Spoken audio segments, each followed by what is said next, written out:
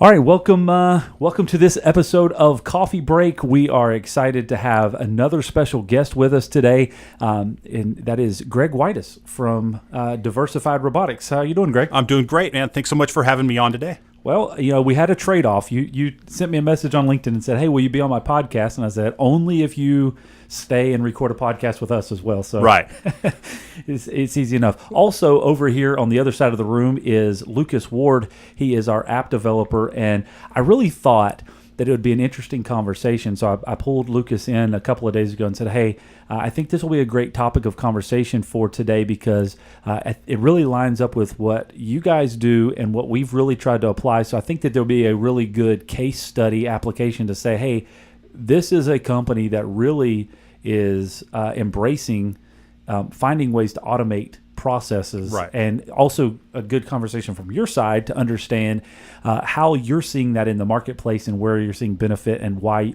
the need is there for that right process. Sounds good to me. Cool. Well, his company, it has the word robotics in the title, so it's kind of right up my alley. Yeah, Lucas has oftentimes been confused for a robot. Okay, well that's your typical engineer. So Yeah, I definitely I love what I do, and I'm super interested to hear more about Diversified Robotics. Well, thank you. I appreciate that, and I'll do my best. You got to take it easy on me. Like I said earlier, I'm sales and marketing guy, not an engineer, so I might be out of my depth in some things, but love to share a little bit about what we're doing, though. Yeah, sales and marketing, though. I mean, that's just part of it. You get to make up stuff, and nobody really knows what you're talking about anyway. Exactly. So. I'll just throw out some buzzwords, and we'll see what happens. So I want to give a little bit of context by way of introduction. Greg and I, this is the second time we've met. We've chatted online several times, but Greg and I, we were connected, I think, on LinkedIn first. That's correct. Is that right? And Greg reached out and said, "Hey, would you like to meet for lunch sometime just to talk about some marketing stuff?" Yeah.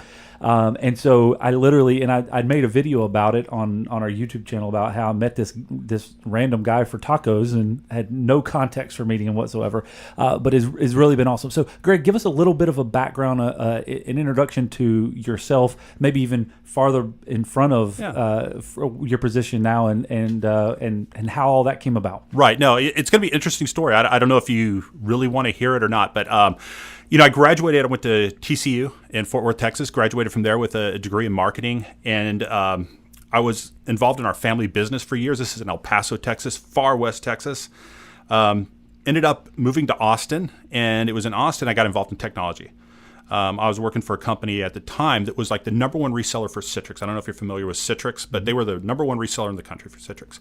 Was working for them, and believe it or not, felt called to go into the ministry. Yeah. And so I left the business world and spent about 11 years in the ministry. As a pastor, I spent 3 years living in France, pastoring an international church there. I hate to say it, got a little burnt out after I moved back to the States. So I decided, you know what, I love technology. And so on. And so I moved back into the business world, the technology world, and got started with Diversified Robotics. Started out in the sales side and loved it. Loved seeing what we were doing as a company. Loved looking at kind of where the market is heading. I mean, if you look at kind of projections for RPA, which is what we specialize in, robotic process automation. Yep. I think it's in 2 years, it's supposed to be $1 billion industry. Sure. The growth is just phenomenal. And to be on the front end of that with some thought leaders in the industry, thought leaders in the field, is just a phenomenal opportunity. And then after that, they asked me to head up, some of their marketing. So that kind of spun me off into this role I am right now. Started up a podcast that we recorded just a few minutes ago, the Technology Equalizers. Wanted to meet with Chad because he's doing some fascinating stuff when it comes to video and viral marketing and documenting, and just you wanted to meet with someone that's doing some really cool things. I'm old, I'll admit it. And so when I was studying marketing, a lot of what you're doing, I mean, none of that ever existed back then. Yeah. And so to learn from you was phenomenal. So that's kind of what brought me to this phase or this stage of where I am now. And I got to say, I love doing what I'm doing, and I love working for the company I'm working for. Well, it's awesome. And it's interesting, some of the stuff that you were talking about from just kind of the way that you've bounced around. You've got a lot of life experience, obviously, that brings you to this point. I remember when you first reached out to me and said, "Hey, let's meet." And then I did a little research on the company that you're working for, and I was like, what does this guy with robots Right. want with me? Because I'm like, I was like, other than that, it'd be really cool. Maybe I can see some robots. And when we sat down and had that conversation, that was literally kind of one of the conversations that we had, was how to break out of that mold of thinking that you're actually building the physical robots, Right. that you're building these automation processes. And then when all that kind of came full circle, that's what a big chunk of our company is about. You know, we obviously work on doors and locks and key card systems and camera systems, but a big chunk of what we're about behind the scenes is building processes, automating processes. And that's where this guy, Lucas, came into the picture to kind of help us with a lot of that process. You know, it's interesting because diversified robotics is kind of demystifying what this, you know, term robotics is. And then people like me are going around and saying, oh, it's just the robots automating it, and kind of maybe mystifying it more. So sorry about that. No, no worries. I think a lot of people, you know, they're afraid of the technology, Yeah. and this kind of dystopian thing where it's like, oh, you know, Well, they're yeah, going to take over the world. But then even on a more day-to-day level, they are afraid they're going to lose their job Right. because of automation, and they don't realize the benefits directly that it can have to them. So, you know, I love that y'all are out there demystifying it. I'm sorry if I've you know, frightened anybody with the talk of roboticizing things, but to me it's just, you know, it's always been about the software end and not necessarily the War of Worlds type situation. Right, exactly. But there's a lot of that exists. When you think of robotics, you know, immediately what comes to mind is what you see in a automobile production facility, you know, Yeah. plant, Yeah. or you see on the floor of an Amazon warehouse, or the Terminator. Right. I mean, let's be honest. That's what people think of when they think of robots, and there is that aspect of it. But what we do is we work with software, and we use the term digital employee. Okay. That, you know, that's how we try to demystify it. That's how we try to lower the fear level that's there. Yep. The other thing I want to touch on is something you mentioned as well, and it's this idea of job loss. Yeah. And what we found that's really interesting is if you look at the Fortune 500, Fortune 1000, when they implement RPA, robotic process automation, the reason they're doing so is, yes, they want to reduce headcount. You know, they're trying to create efficiencies. They're trying to reduce headcount because they are at the mercy. I don't want to use the word at the mercy, but they're beholden to their shareholders. And so they're trying to maximize value for their shareholders. It's a formula for them. Exactly. It's a formula for them. So that's the Fortune 500, Fortune 1000. As a company, we have decided we wanted to focus in on the small to medium-sized business. You know, a company like this, for example, you know, that's 97% of all businesses in the United States are small to medium-sized businesses. Right. And they are at a technological disadvantage. And what we have found is the companies that implement our solutions, they're not reducing overhead, or they're not reducing headcount. Yeah. They're actually growing and they're expanding. And the reason being is if you look with most businesses, you know, there's a correlation between expenses and growth, right? You want to grow, you have to add employees. You add employees, you add overhead, you add cost. And so there's this line, this graph that exists, this correlation that exists.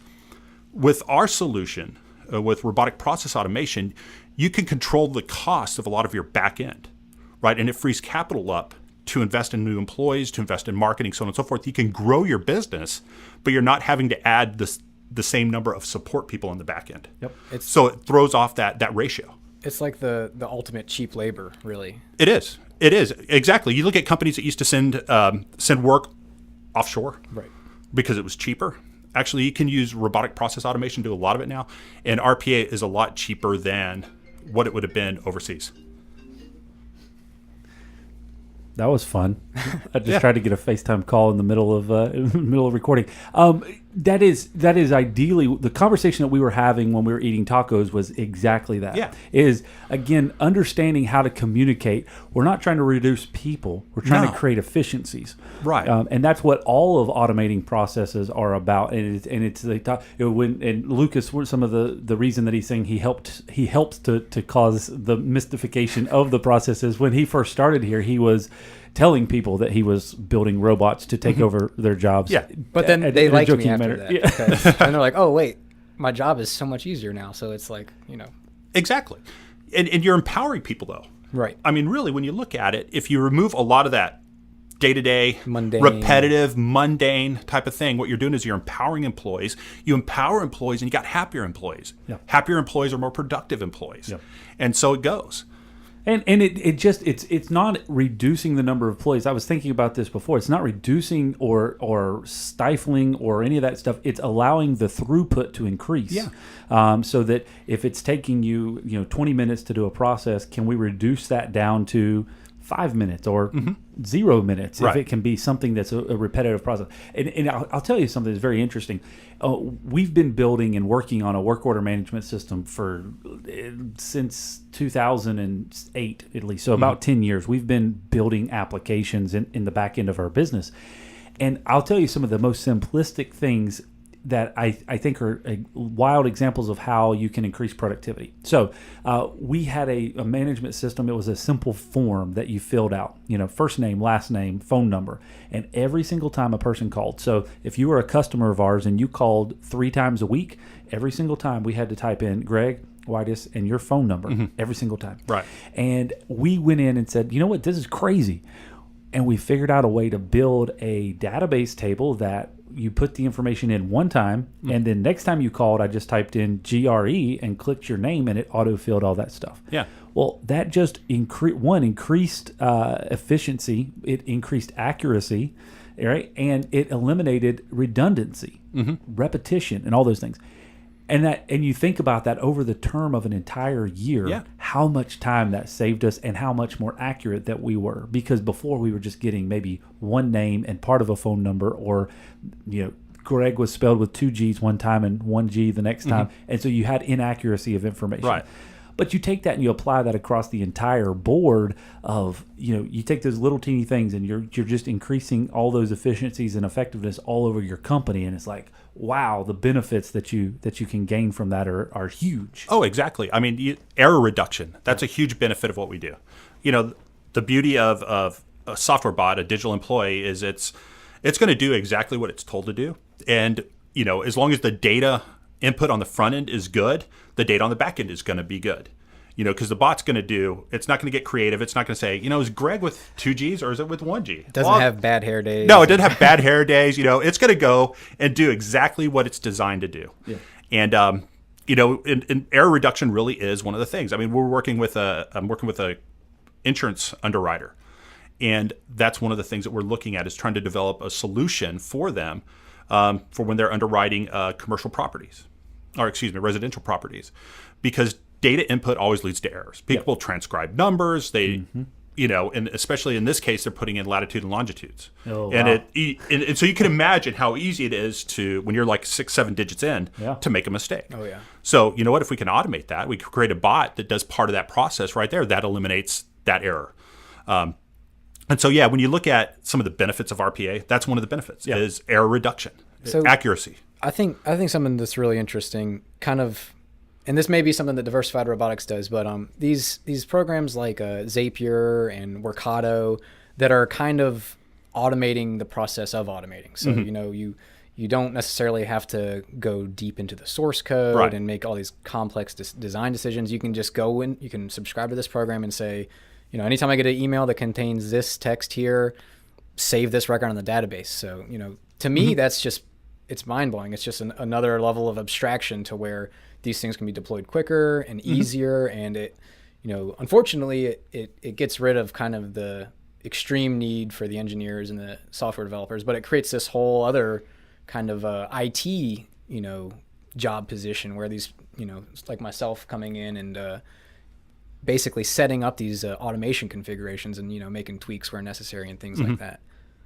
So is that is that kind of like what Diversified Robotics do, or is it total custom solutions? We do, yes and no. Okay. Like everything, you'd love to say everything is 100% customized, but the reality is you have a basic framework that you work out of. But we try to create custom solutions overall. Each bot is different. Okay. And the reason we do so is because every business, their process is different. And as a solutions provider, we don't want to come in and say, you know what, you need to change your process to meet our solution. That's inefficient, that especially in the small to medium-sized business space. So what we try to do is we create a solution that fits within their process. I see. Yeah, so that's kind of the difference between the two. But yeah, you have a basic framework Right. that you can work out of. You learn over time that, okay, these types of solutions in some ways, the skeleton is similar, but then is when you start putting flesh on the bones. That's where the customization comes in, because they have different systems, they have different ways of doing things. Right, and I think somewhere like Loc-Doc, where we utilize the TrackVia platform, there's no way you could create something that would account for every platform ever created, because they're always constantly being created. So I that's cool though. That's awesome. But there's some consistencies in building processes. The way that you understand. Okay, these are some things that I don't know. Some consistencies in understanding how a process works through a workflow, and then finding ways to make that simple. So earlier on your podcast, you asked me a question of, if someone, what's one way that you would tell people that was easy to kind of get involved in something like this, or if there was something that they were interested in applying to their business,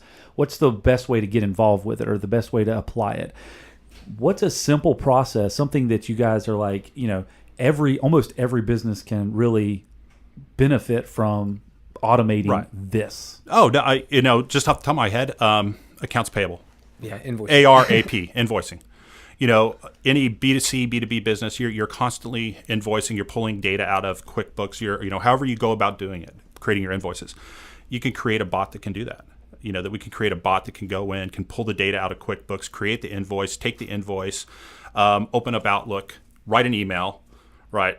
Take the invoice, attach it to the email, and send it to the person. So that's a very simple, that's a business process that most every business is going to have. Yes. Is on the AP side, or accounts receivables, same thing. Processing and posting revenue as it's coming in. Bills are being paid, so on and so forth. So those are really, I think, the top two easy, low entry point that almost each and every business has, are those two processes. And based off of the offering that Diversified Robotics has, it is catering to small to medium-sized business that says, hey, we can help you with these things to get started, and you're going to see the throughput improve, you're going to see the efficiencies improve, and you're going to allow those people that were doing those repetitive processes to move on to something bigger within your organization and handle more detailed information. And then you're going to see the value of that to add additional processes, right? Exactly. So then tell us, because that's the simplistic part, what is one of the, really that you've been involved with, or that you've heard of, one of the really, really cool things that you guys have just written a bot, a process to fix some really cool thing? Right. I'd say actually this insurance underwriting one that I was just sharing about. Okay. And it's fascinating to watch, because actually what we did is we created this bot to handle this entire underwriting process for some residential properties. And the variables that exist within, an application that comes to an insurance agent who sends it to underwriting. There's all these different variables, and seeing our team put together a bot that is able to find these variables, make the necessary changes, can't make the changes, be able to kick it out for what we call human intervention. It's a lot of work. It is. It's a ton of work, but it's fascinating to see. And what we did is we actually did a demo the other day on it, and we recorded basically a computer screen, had to slow it down so we could actually see what's going on, so that you can see our bot open up Excel over here, go to SharePoint over here, open up, or OneDrive, open up, create a new file over here, take data out of an email, extract it, move it over here, open their agency management software, right? Input the data into that. I mean, just watching this bot do that. And that's, to digress a little bit, I mean, that's one of the big differences between robotic process automation and, what you think of standard automation, or if you even think about macros. People say, well, isn't RPA just macros on steroids? It's like, no, it's not. Because what I just explained, I talked about a bot that went in and opened up Outlook. Yeah. Multiple went into applications. OneDrive, went in, created a folder, right? Went into an agency management system, created an email, all of these different things. See, these bots, they're able to do that. That's what I call digital employees. They work across multiple platforms. Sure. It's kind of like the code between the code, because typically you have these box solutions and they're separate. Yeah. But especially with the cloud applications now, it's relatively easy to make these things communicate with each other. And I recently put together a video of just kind of we have a feature in TrackVia where we can build a quote out in our workflow management system and then merge it into a document. So the process of actually putting that data from our system into the document, though, runs through like 3 different scripts and 4 applications. So, a lot of people are just, oh yeah, let's generate a document, and PDF pops up a second later. It's like, well, in the background, it's doing all of these crazy things, and it's all obfuscated away from the end user. So it's really it's fascinating. Oh yeah. Which before, that process for us was download this information, open up this other document, save it as a PDF, right. And it was a manual, save it as a particular file name and put it in a specific folder. And now all that stuff is, you just click one checkbox and hit save, and boom, it's there a few seconds later. Right. And you think about how many quotes you do a year. Yeah. Then you take that, you multiply that by how many employees you have generating those quotes. Yeah. And then you see, wow, we're wasting a lot of time and a lot of money It'd be doing interesting. this process. It'd be interesting to try to quantify how many digital employees we kind of have that work for us now, because we have our and we could just make up a bigger number and say we have like 50 people working for us. Yeah. Well, you need to start naming them. Yeah, we could have the Don Lucas Bot Jr. And, It's a part of one of the things that I was thinking about in preparation for this talk today is what's intrigued me about the company that you're working for and Diversified Robotics and how it's making, and I even one of your original podcasts that you had with your founder was talking about how he saw the need for small to medium sized businesses, because really there's enterprise level big corporations that either have their own department that's doing this type of stuff, or they're subcontracting it out and they're spending massive money to do it. And then you have really, really small companies that are buying box solutions because they're just trying to figure something out, or they're just struggling through the process because they don't understand that it is achievable through a relative inexpensive solution. Right. Like it's a minor investment to get really big output. And then there's companies like ours that are kind of in the middle, where we're a small business, but we saw the need for implementing these processes, so we hired our own app developer. Right. And I would dare to say that there is a very, very, very, very slim percentage of companies that are willing to go out and do that. Thanks for that, by the way.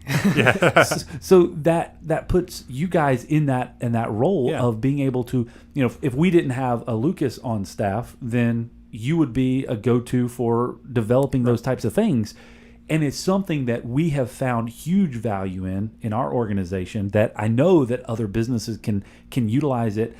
Like I said, that's why I say, what is the easy thing? Accounts payable, accounts receivable, whatever it is that is just, I'm having to re-enter this same data over and over and again to simplify that and get that process automated. And it's not a huge expense for the business relative to the amount of time and effort that you're putting into it right then. No, I mean, you're exactly right. And, even our pricing structure, our pricing model is subscription-based, because we want to keep the cost down for small to medium-sized businesses.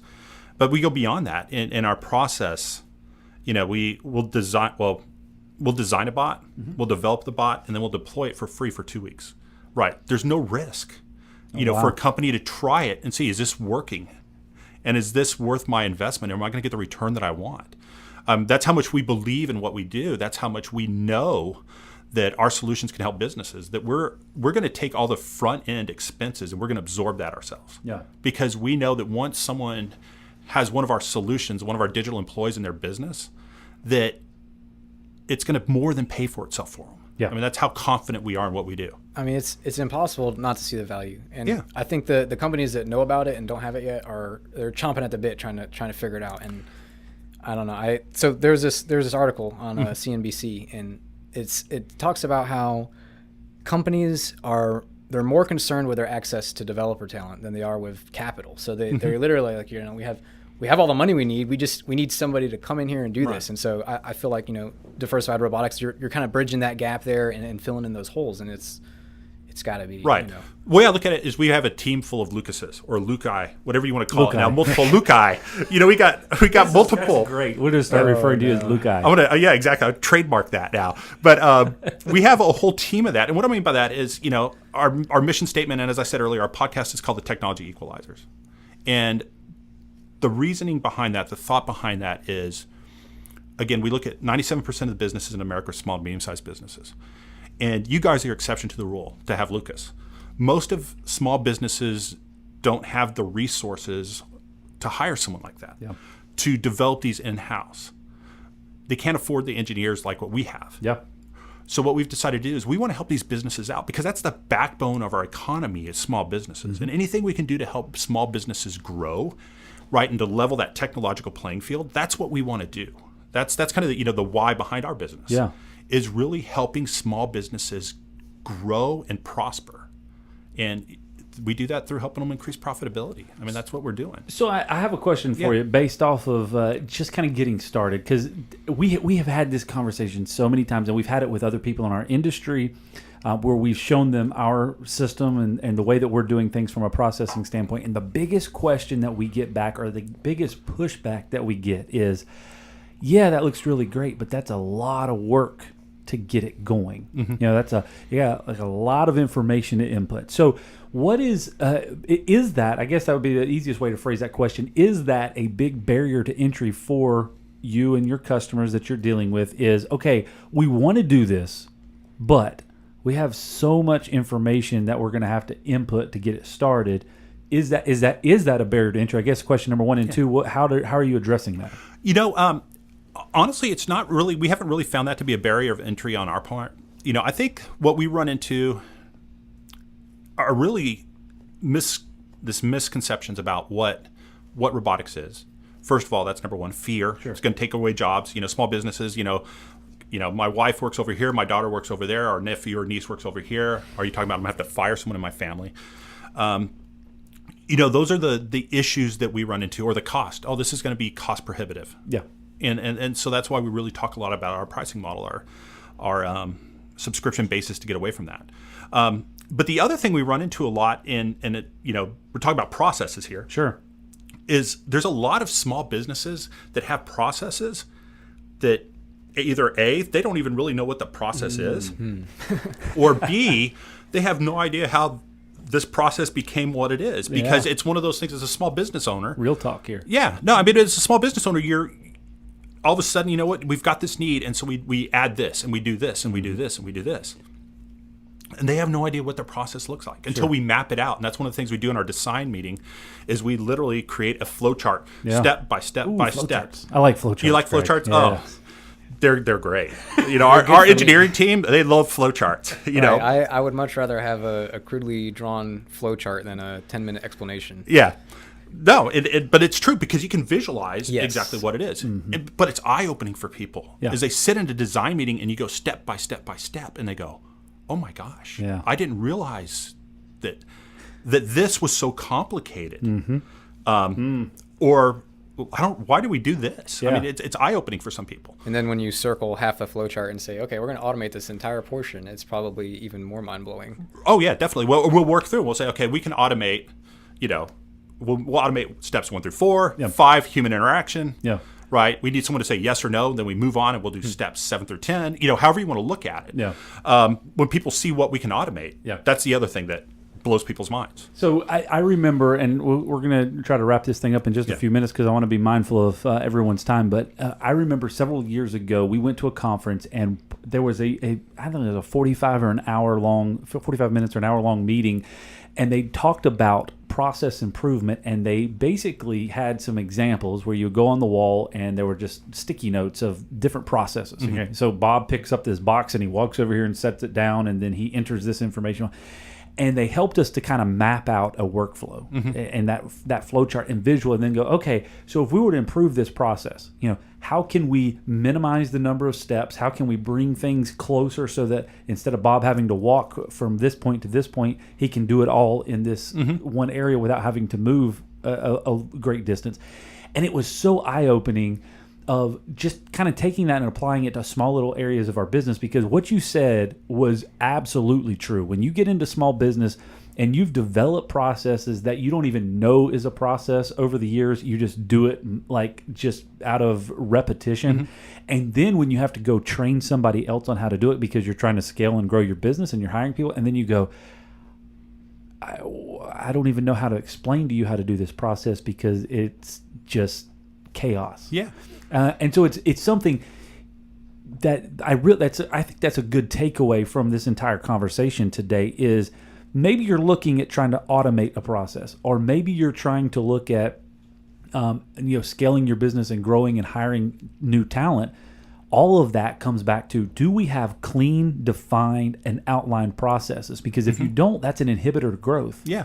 And oftentimes a lot of people there was a guy that came in here one time and he said, confused people do nothing. And if you don't have a clean process, then you are a confused person, and you're probably not going to take action on hiring people because you're afraid that you're going to have to outline that process or train on that process that you don't even really understand. So that is one thing that all small businesses, I think, can take away from that is understand process and take it one at a time. Define it out on just a simple document, step 1, step 2, step 3.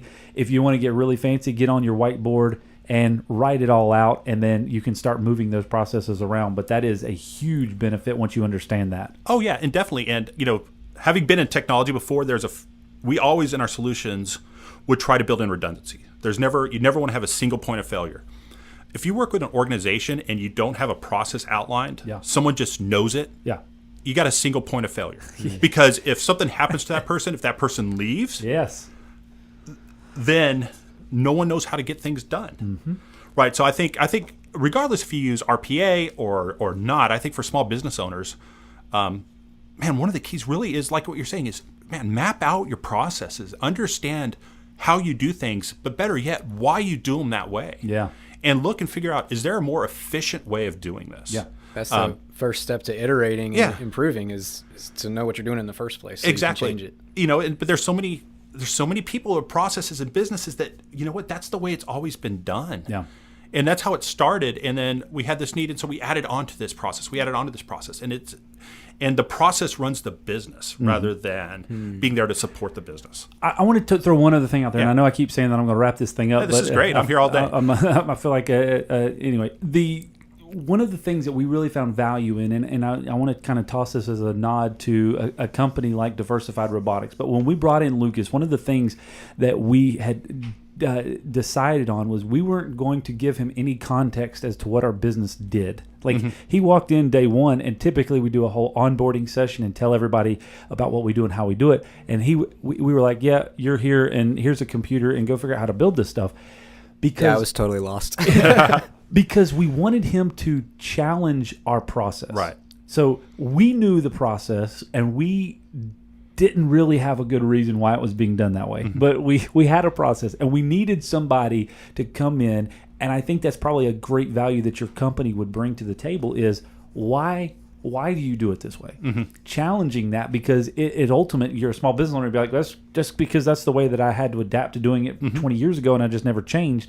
Somebody like Lucas, somebody like Diversified Robotics comes in and says, all right, let's map out this process. Why are you making it this? Can you improve the process by changing it to this, this, and this? And so we've had so many of our processes improved just even, over the past year, because they have been challenged. And so that's a huge aspect in developing and outlining those processes, is to have somebody to challenge you on the why. Right. And not to be offended when the challenge presents itself. Because, if I had said, hey, well, this would be more efficient this way, and you're like, well, too bad it's been done this way for years, then you don't make any headway, you don't make any progress. Sure. And that's what I was going to say. That takes courage to open yourself up to that, to being challenged. Yeah.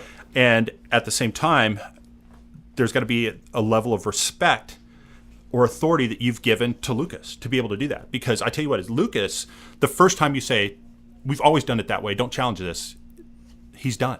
Oh yeah. He's not going to, you've cut him off at the knees from doing that. So that's why I have robot legs now. Yeah, that's why you got robot legs. And no, it's very true. That's something that we tried to be very mindful of at the beginning, and said, hey, we know that we have bad processes in a lot of areas. It's something that we pride ourselves on from an always improving standpoint, that we're trying to craft better processes. I thought you were going to say your poor processes is what you pride yourself on. So. No, we don't pride ourselves on the poor process. We pride ourselves on trying to always attack and improve them.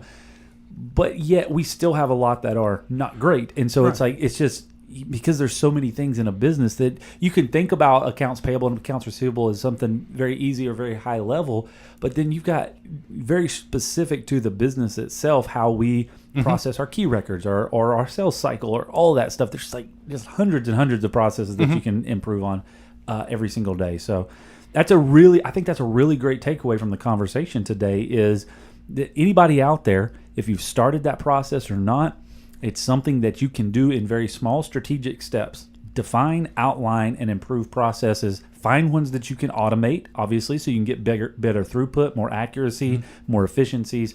But just start somewhere. Don't take inaction. Find a way to take action based off of those processes and ideas. Starting's the hardest part. Right, and start small. Yeah. Again, start with the easiest one first. Yeah. And then just move from there. Yeah, definitely.